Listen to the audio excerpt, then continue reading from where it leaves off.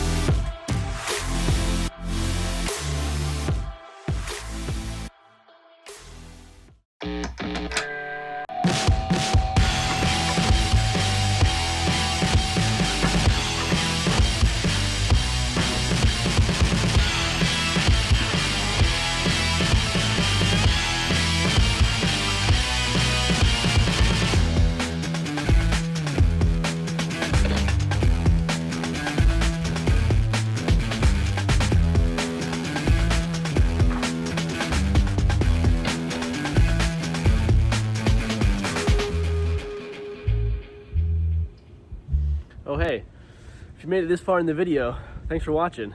I appreciate it, and this was a really fun project for me to build. If you have any ideas you want to see made, drop them down below, and hope you enjoyed all the action. Have a good one. That's it for me.